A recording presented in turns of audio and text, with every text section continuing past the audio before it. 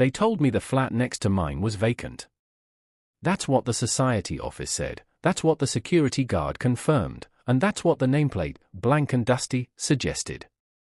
But every night, I heard movement from that flat. It began subtly. A faint dragging noise, like someone pulling a heavy suitcase across a tiled floor. I figured maybe someone had moved in and hadn't updated the office yet. That happens, right? People move in unofficially all the time. But then came the humming. Low, tuneless, mechanical. Sometimes it stopped abruptly, like someone realized they were being overheard. Now, I should tell you I work night shifts. I get back around 3 a.m., and I live alone in a modest 2 BHK in Navi Mumbai. My flat is just above the parking level, and everything around is usually dead silent by that time. So when I hear anything out of place, it's sharp. Clear. Like it's meant just for me. The first time it really unsettled me was a Thursday. I was brushing my teeth, bleary-eyed, mind halfway between a code deployment and a half-eaten Veda from my desk. That's when I heard a cough. Not from inside my flat. It echoed through the exhaust vent above the wash basin. 3 deep coughs. Followed by sobbing. A woman. Not crying loudly, but that kind of quiet, breathless sob you make when you're desperately trying not to be heard. I turned off the tap. The sobbing continued. I stood there, toothbrush in hand, motionless. I waited a full minute before leaning close to the vent. Silence. That morning, instead of crashing into bed, I went straight to the society office. I told the manager, a pot-bellied man who's more interested in cricket highlights than resident complaints, about the sounds from flat 702. He didn't even blink. Still vacant, he said. Probably the flat above or some echoing. Bathroom vents do that. I nodded. But that night, the sounds grew bolder. Footsteps pacing. A door creaking open and shut, again and again. And around 3:15 a.m., I heard what I swear was a child reciting multiplication tables. 5 ones are 5, 5 twos are 10. I didn't sleep.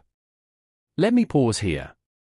If you've ever experienced something unexplainable in your own home, or had neighbors that made your skin crawl, leave a like. These stories are based on true patterns happening across our cities, and I promise, they only get darker from here. The next morning, I knocked on 702 myself. No answer. The door looked the same. Dusty. Unused. No new nameplate. I even tried calling out. Nothing. That evening, after work, I slid a note under the door. Just one line. Are you all right? The next night, when I returned, the note was outside my door. But someone had written on it. Don't wake her. I read it 3 times. Don't wake her? I checked the hallway, empty. Every flat door closed. The security cameras don't cover this corner. My hand was trembling. That night, the sound stopped. Completely. Not a creak. Not a whisper. And the silence, it felt louder. For the first time, I wondered if I was losing my mind. I even booked a therapy session. Urban paranoia, they call it. Isolation, especially among people working night shifts, can mess with your perception. But then, the following Sunday, something changed.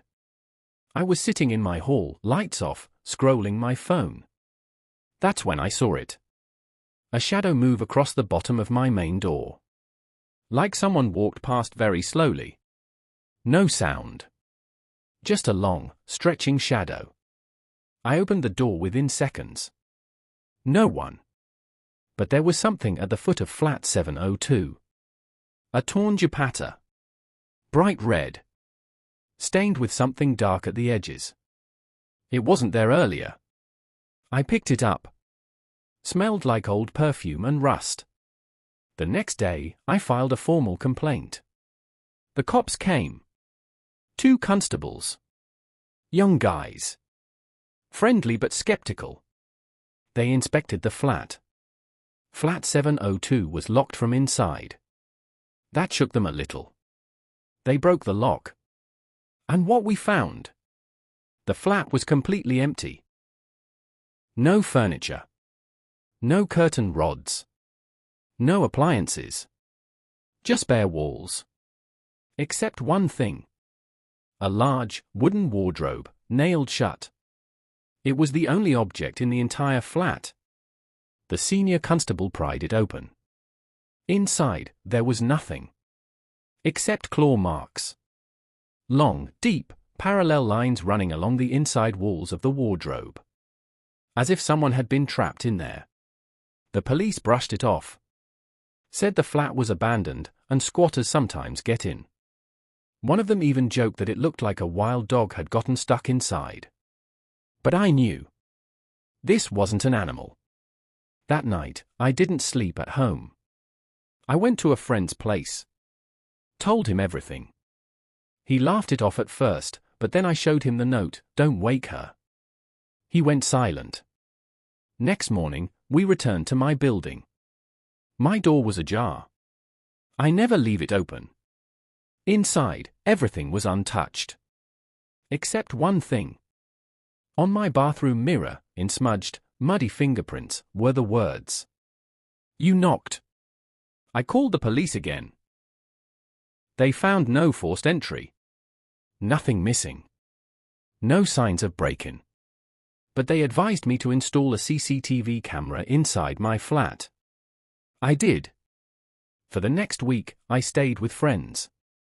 Reviewed the footage every morning. On the fifth night, at exactly 3:09 a.m., the footage showed movement. A figure. Female. Long hair. Wearing a red dupatta. Walked across my living room, straight to the bathroom. The motion sensors didn't detect her entering. She just appeared. Then disappeared. The cops still didn't believe me. So I moved out. Changed cities. Switched jobs. Started therapy seriously. But last week, I got a letter. No sender name. Just my new address, written in shaky handwriting. Inside was the torn piece of my old note. The one I had slipped under flat 702. The part that said, "Are you?" That's it. Just that half. Like a reminder. That someone, or something, still remembers me. Still watching. And maybe, still waiting to be woken up. If you've made it this far, drop your theory in the comments. I read every one of them, and some of you catch patterns even I miss. Let's solve this together. And if stories like this keep you up at night, subscribe. We're just getting started.